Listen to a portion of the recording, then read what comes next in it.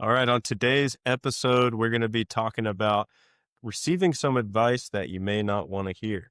So, if you're someone who's going through a difficult season of life, oftentimes that can put you in a place where you're looking for advice. And oftentimes we can go to people that tell us what we want to hear, but sometimes it's good to hear from people that tell you things that you don't want to hear. So, we're going to talk about 7 things that you don't want to hear when you're going through a difficult season today. So, you're not going to want to miss out on this. Enjoy the episode.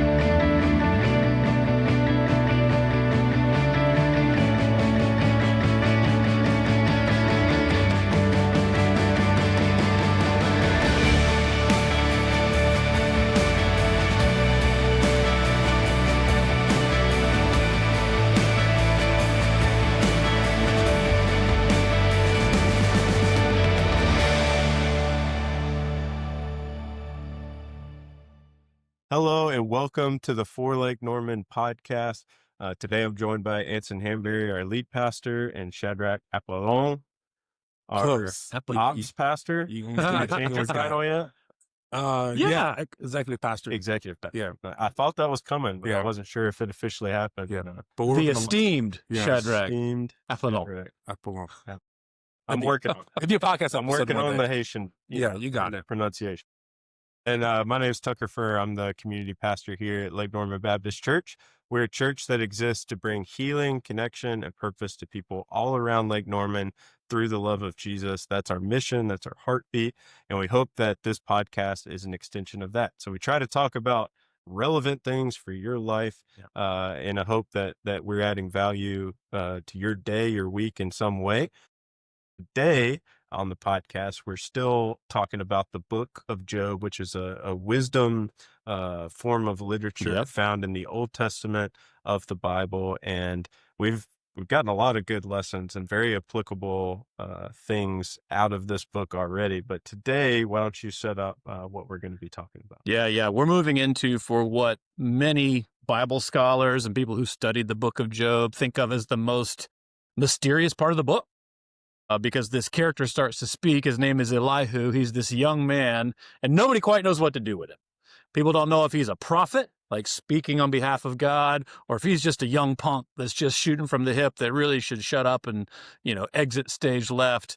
The challenge is most of what he says, you go, well, that actually sounds right. and God comes along and says some of those same things.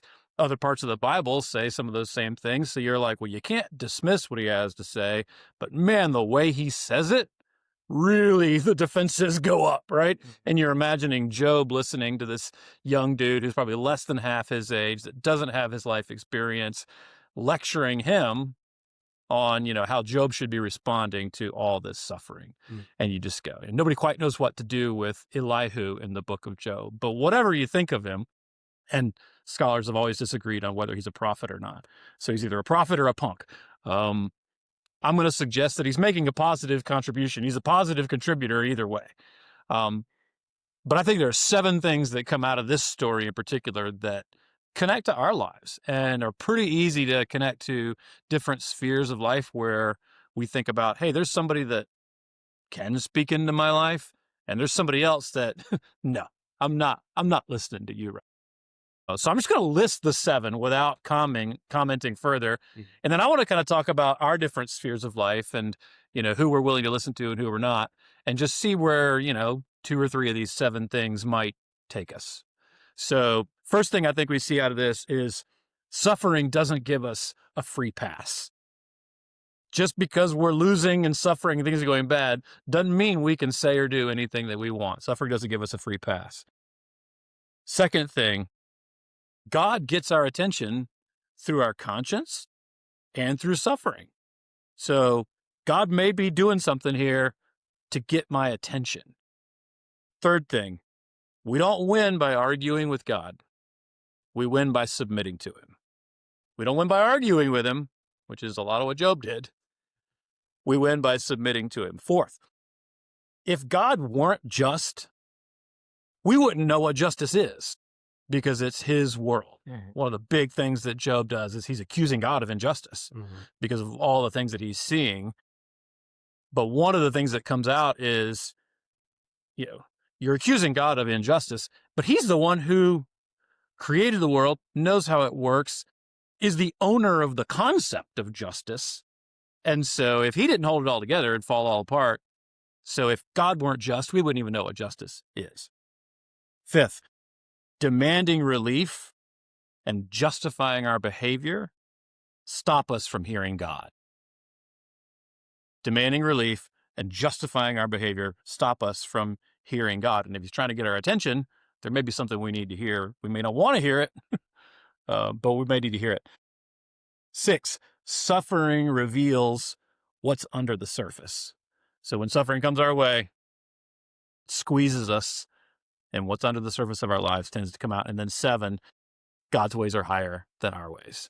Sometimes we just don't want to hear it, but God's ways are higher than our ways. So those are the 7. And we'd love to kind of come back and we can tease out any of those and how they land with you guys, and we'll review them in a second. But I just think there's so many areas of life where, we are and are not willing to hear what we need to hear. So curious what that might be. I'm going to kick it to you, Shadrach, first, because you're a jiu-jitsu guy, and I got to think in the world of jiu-jitsu, there are some voices that you're willing to listen to and others not so much. Yeah. To make it simple, if you are a world champion at any stage, I will listen to you.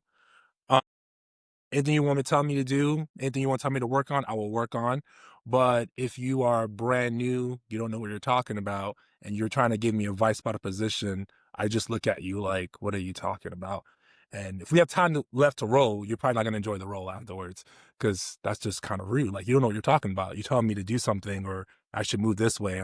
You don't have the experience, the knowledge, the sweat, the grind, the tears, the blood to tell me how to do a certain move. I'm not listening to you at all. So I want to hear this. Yeah. Compared to Tucker and me, you're like I will not the Grandmaster champ. Well, obviously not, because we don't know anything. Yeah, I'll be like, okay. So without being overly humble, where are you in the hierarchy of jiu-jitsu mastery? I'm a mid. I'm probably a little humble, but I'm a mid. I'm in the middle. I'm in the middle. There's guys You're upper middle class jiu-jitsu warrior. Yes, there's guys I will smash, and there's guys that will smash me, and that's how we talk about jiu-jitsu, like smashing. Basically, you just destroy. So there's guys I will smash. There's guys that will smash me, and it's okay. And if you're smashing me, you're probably really good. Like, you're really, really good. Like, you're going to tournaments and getting medals. Because you're also not a small dude. So I got to think in jiu-jitsu that helps somewhat. It does. Yeah. It does. It helps to be big. Nice. It does not help to be small. Yeah. Helps to be. I'm sorry. It's the way life is. Because like when you go to a gym, it's not like, fights where they break it up in like weight class, right? Yeah, you roll everybody. Everybody? Yeah. Yeah. I'm nice to the small guys. Yeah. All right, so let me ask you one question. Have you ever gotten advice from somebody in jiu-jitsu that you could smash, and they said something, and you just had to admit it? Maybe later on, okay, yeah, they were right. Yes. So, actually that did happen once. Someone told me, hey, you're really good, but like, you roll too lazy. Like, you have no intention in what you're doing. You're just kind of like letting anything go with the flow. Like, you're not trying to like actual dominate the position. And I was like, thanks, bud. And I drove off, and I was young. I was like, you know what? I had no goals when I walked in that day. I had like no goals. I wasn't working on anything. I was trying to work on my bottom game, my top game, my triangle. I was just kind of like, I'm here. And I was rolling. Like, he was right. So yeah, he was right. Took his advice. So now when I go to class, I try, what am I working on today? Am I working on back escapes? I'm working on mount position. I'm working on chokes, and I try to go for an intention. So yeah, that was all right. So there was an Elihu in your life. Yeah. Yeah. He said something of value. You didn't want to hear it. I didn't want to hear it. Turns out he was right, and it actually helped you. Yeah. Yeah. Yeah. That sounds like wisdom on your part. Yeah. Nice. The wise Shadrach Apollon. All right. So talk about something in your life, Tucker. Yeah. I think, in the world of football, which I wore the jersey for this I may regret it by the time the podcast comes out, but it's the infamous, maybe third Saturday in October, which is the Tennessee-Alabama rivalry. So Oh boy. I'm hoping, talk about God building a winning tradition out of losing seasons. We haven't beat Alabama at their place since 2003. So I would love for a winning tradition to come out of this long losing season to Alabama. So I'm wearing this in hopes that it'll, get the vibe right and bring some magic on. Because we all know the jersey that we wear is going to change the outcome. What part of the couch we sit on. Yes. All the things. Yeah. So, that's my mind's been on that game all week. So just thinking about football, I've been listening to a bunch of Tennessee podcasts, and it's always funny to me how fan bases in college football, and it's probably in the NFL too, but they watch these games and think that they know how to coach the team better than the guys who get paid millions of dollars to coach these teams. Yeah. Everybody's up in arms about Tennessee's defensive coordinator saying he needs to be fired or whatever. Last year he had a top 15 defense in the country. This year they're number 1 in the nation in sacks. They're top in the league in turnovers. They're giving up a lot of yards on the run and the pass, but they're opportunistic. So, I mean, they're still making plays, and people are just like, oh, he should be fired. That got us quit running man coverage. And, and they're sitting on the couch, probably some of whom never played football, telling this guy who makes millions doing the profession how to do it. So I could imagine if I were a coach in that position, you just wouldn't listen, or you wouldn't look at, what's on social media or pay attention to it. But I remember personally, being on the other end of trying to speak it to someone who probably didn't want to hear from me. I've had to go both ways, but when I played, there was a time where I was injured, I was out, and still on the sideline, and I was talking to my dad at halftime, and he noticed something because he coaches football, so he's in tune with it. But he noticed something that the defense was doing that we could exploit. So I was like, oh yeah, you're right. I actually have noticed that. So I went and told my coach about it, and pretty much was told let me coach this team. You go back and sit on the sideline. I was like, okay, fine. But then once I graduated and got into college, I coached with my dad on the same team as him. He wasn't the head coach. He was the defensive coordinator, and I helped coach offensive line and defensive line. And I remember one game specifically, I picked up on something that defensively they were doing, and I was like, if we run this play, I think it'll work. The head coach actually listened, and we got a huge first down when we needed it, and it was a big play in the game. Ended up scoring on that drive, and we go on to win the game. And so, I've experienced it both ways. Where it's I was in a position where I probably shouldn't be giving advice or saying anything. One coach received it well, the other one not so much. So, I think there's plenty of examples like that. From all different sides, right? In all different facets of life.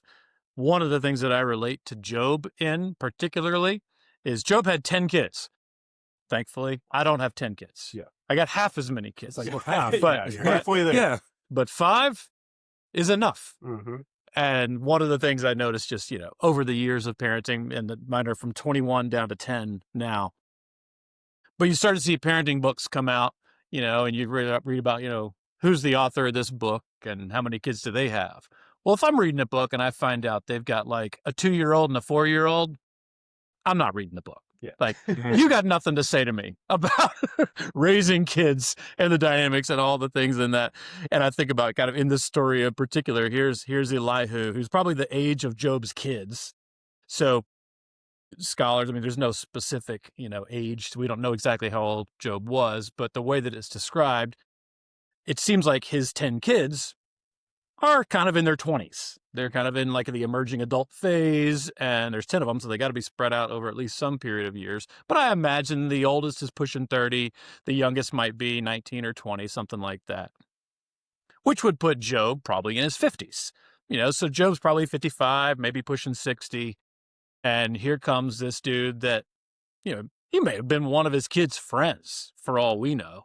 And he's just going to lecture Job. And one of the things that we talk about, so I'm preaching a sermon on this at our church. And in the sermon, I'll get into the way that Elihu speaks to Job.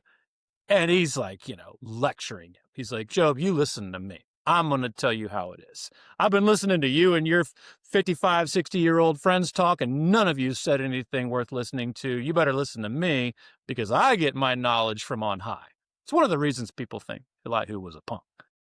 The way that, I guess if you're a prophet of God, you can speak that way. Yeah. But if you're just some, 25-year-old dude, no offense, you're not too far from there, speaking to a 55, 60-year-old about, his life. I wouldn't dare talk to you that way.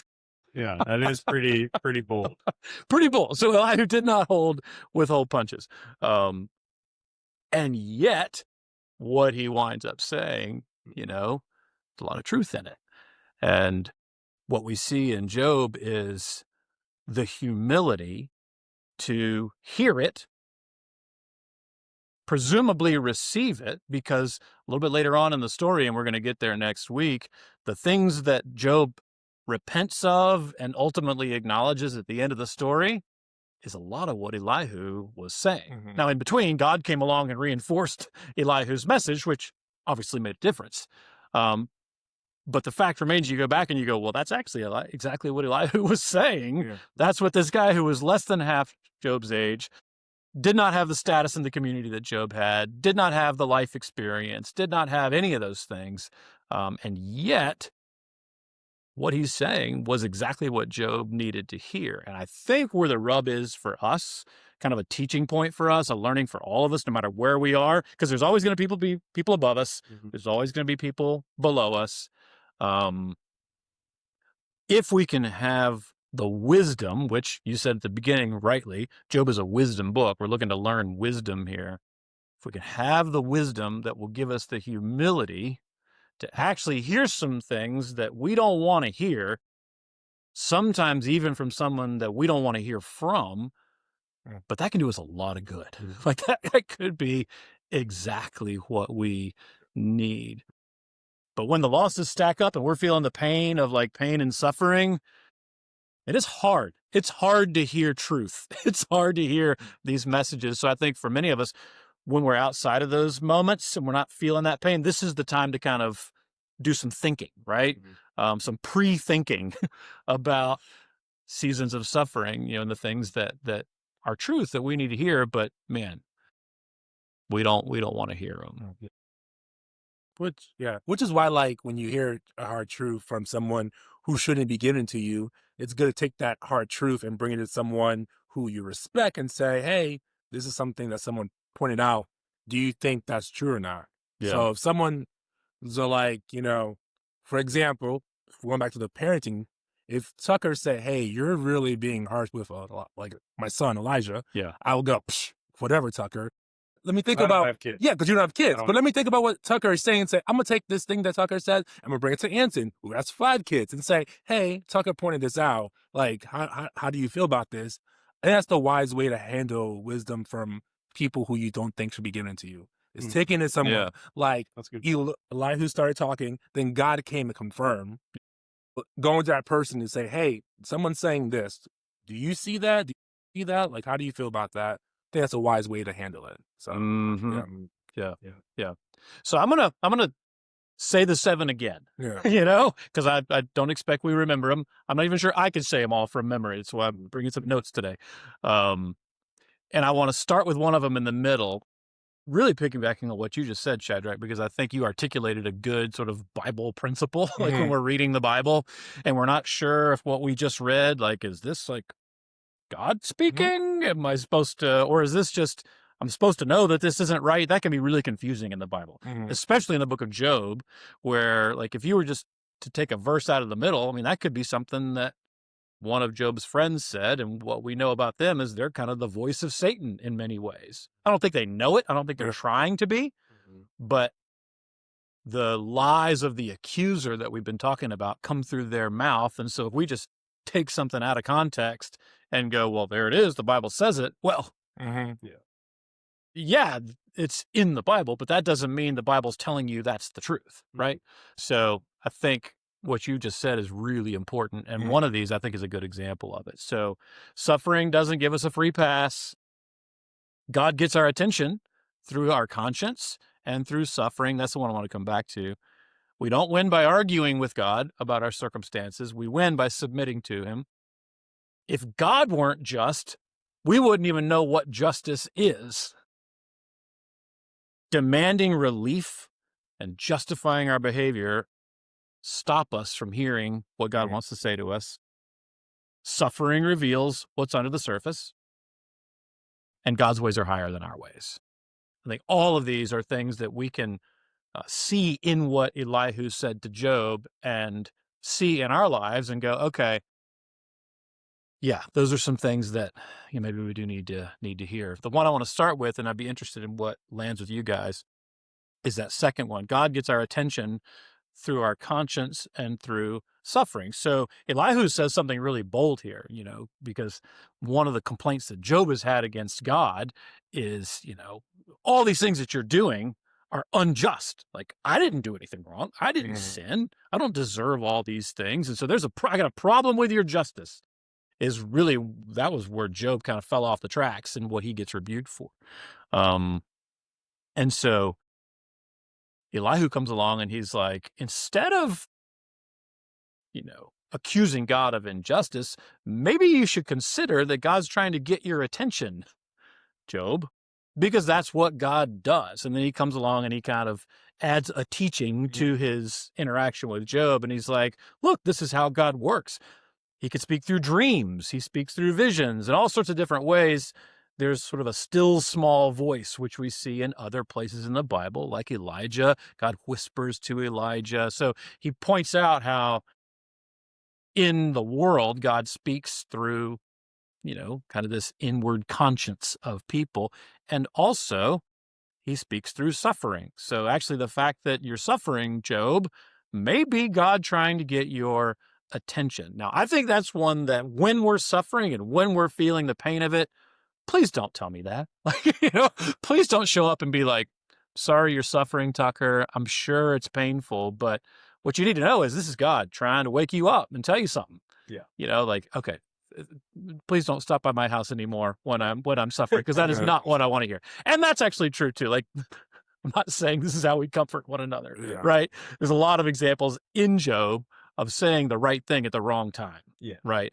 So I'm not trying to say that not that at all. We're looking at the side of the coin right now that is like, okay, to what degree is that the right thing? So, but that's one of the things that Elihu says to Job.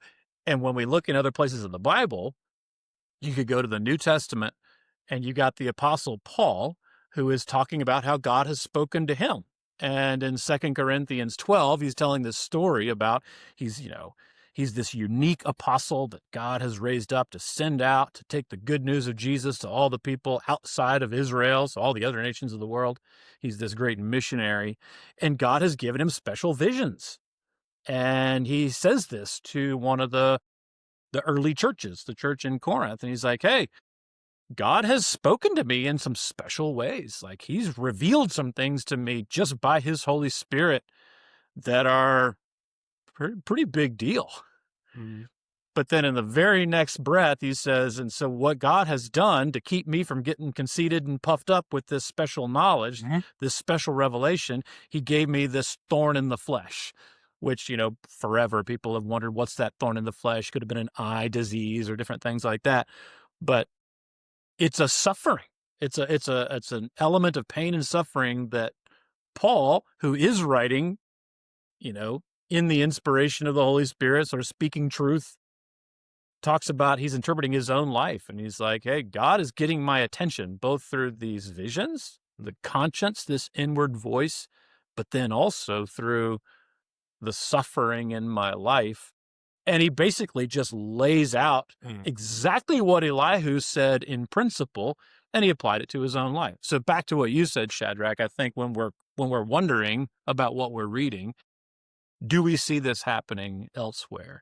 And in this case, we can confirm, yeah, God does get our attention through our conscience and also through are suffering. Mm. And so back to the timing question, I think for all of us, when we're not under the deepest pain of suffering, that's a good time for us to sort of reflect Yeah. and go, you know what? There's going to be there's going to be a time when the suffering comes and I'm going to need to have heard this. Yeah. Right?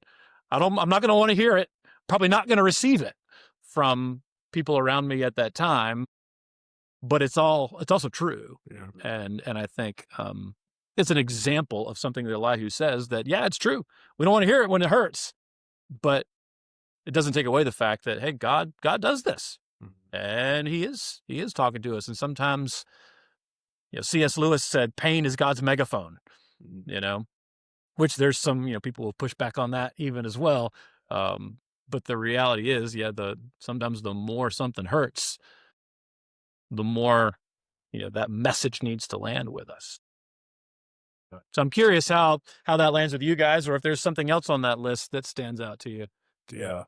I don't know. I was just thinking not that the only time where I see that with people is when they're reflecting.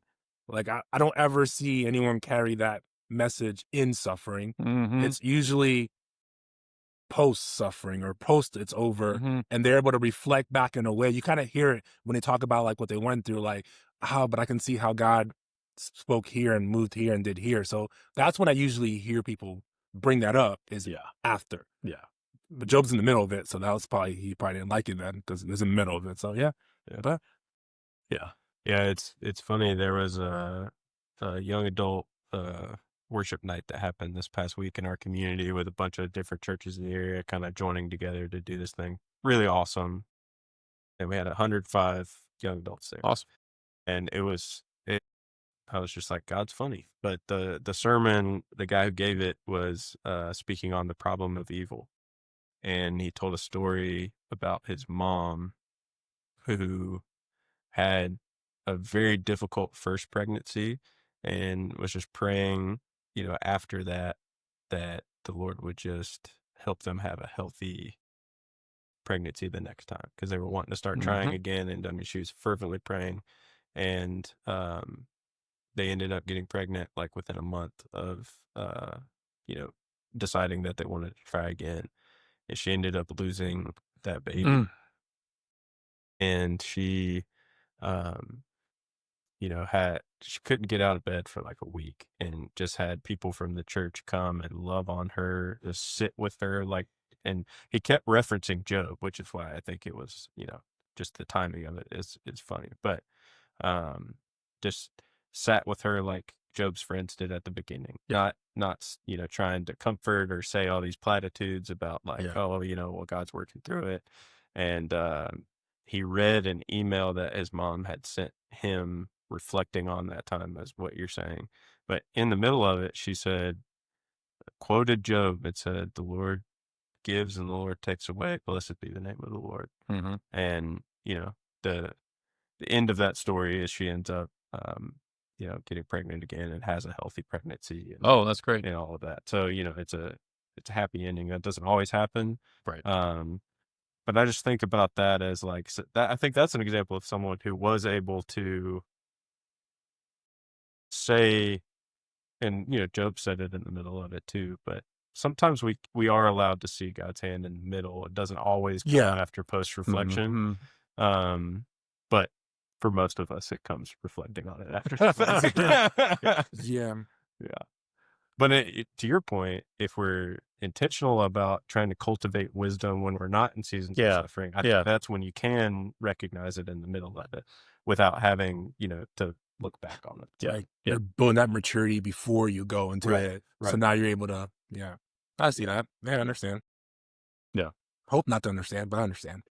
Yeah. Are there one or two others that, just as I read that list, happen to stand out to you? Oh, I know. The one about demanding relief and justifying your behavior. That's the one I was going to say. That one. You don't want to hear like, I don't want to hear that. I guess the whole idea of like, that one. Yeah, I don't know that one. people be in a place where they're like, I'm praying God to help me, Mhm. but at the same time saying, because I'm praying God to help me, I'm able to do what I want to do. Like Mhm. it's like a justifying of sin happens there. And like, yeah, people do that. I do that. Like, Yeah. because things are really hard right now. I think because things are really stressful right now, because things aren't going my way, because I'm not where I want to be, all that stuff, I'm able to justify this. And I think it's one of those things that it's like an entitlement. Like I'm entitled to my sin or my thoughts or doing the wrong thing. And that one's like, yeah. Yeah. Yeah. In our staff meeting yesterday, we were talking about how we can grow in emotional intelligence as leaders, and one of the big things was stop making excuses. Like if something goes wrong, just taking Yeah. responsibility and like not making excuses for it. And I've just been thinking about this a lot in the context of my marriage, where, if Haley and I are in a disagreement or an argument, like if I'm always thinking about how to defend what I did and saying I didn't do anything wrong, I'm not actually listening to what Haley is telling me. Yeah. And therefore, she feels unheard and not validated. And so then we just go in this circle and it just keeps getting worse and worse and worse. And so that's why that one stood out to me the most, is because when we try and do that with God, it's the same thing. Yeah.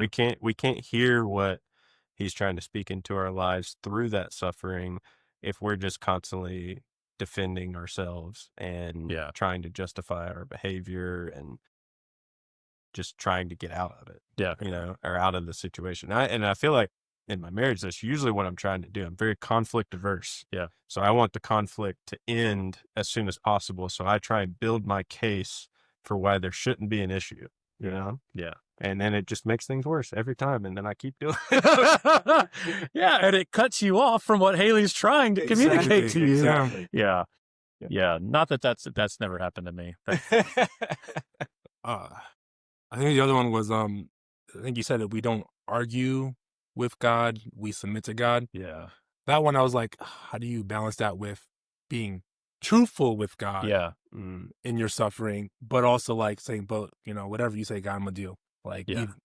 like though you slay me, like living that kind of thing, like this true emotion. Yeah. I'm gonna submit, but not just arguing for the sake of arguing and like I don't want to do what you want me to do. Yeah. Yeah. So yeah, Yeah, I'm glad you brought that up. And I think that's just, we've been talking about wisdom in all of this. And Yeah. part of the nature of wisdom is it's not crystal clear. yeah, We've got to wrestle with some of the nuance and uncertainty and mystery, not only of God, but of, the dynamics of our relationship with God. And I think that's one of the things that thematically comes through in Job is one of the things he did right was engage with God and bring his complaints to God. I think you could probably safely say he crossed a line in there a little bit, not a line of like, you're out, Job, because in the end of the story, God winds up doubling his blessings and saying Job is the only one in the story who, except for maybe Elihu, but among his friends, he's the only one that's actually spoken the truth about me. So Job is both an example of, yes, roll with God. Don't try to polish up your prayers and get out of the conflict, right? He does that correctly, but there's also a line there somewhere that even Job's example is, okay, let's learn from Job, and try to navigate honesty with God, humility with God, and maybe a tone of pretense and almost arrogance with God, which kind of gets to that other point about justice. Like if if God's not just, what are we even talking about? Because to accuse God of not being just when he's the one who invented justice and perfectly embodies justice, if he didn't hold the whole world together, is one of the points Elihu makes, if he withdrew his breath from creation, it would cease to be. And so, that starts to get into some heady stuff. But I think the line somewhere in there of like, okay, am I honest, but also humble with God? Am I raw, but also appropriately respectful? I think that's kind of where the wisdom lies. What you think the line was when he started saying God wasn't just? Was that the line that he probably when he crossed? Like he just totally said, "Forget my God, you're not justice at all. Yeah. You have no Yeah. justice," and that's when he crossed it. That's when I don't know. I'm trying to figure out what the line is. I don't know what the line is either. Somebody to pause for wisdom.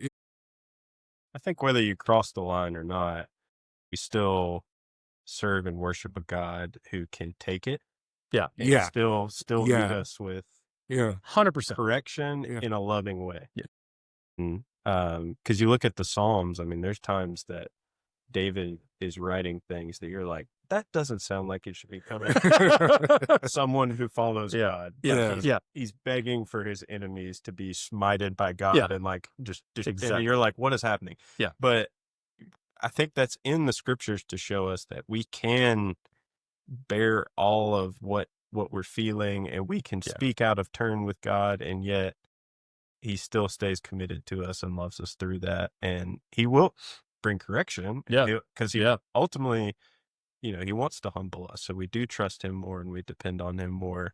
So he'll do that, but he'll do it in a loving way. Yeah. Like we can't um challenge him in a way that I guess is going to make him turn away from us. Yeah. Which is good. Which is good Yeah, news. that is. And that's probably a good place to land the plane because that's really where it lands with Job. Yeah, Job did cross the line, Mhm. but God did exactly what you just said. Mhm. He corrected him, but then blessed him, like Mhm. big time blessed him, which just speaks to the grace of God and the kindness of God. Like, even though, he gets our attention through some hard things, Mhm. his heart is generous and kind and good and wanting to bless us even when we can't see it. Yeah.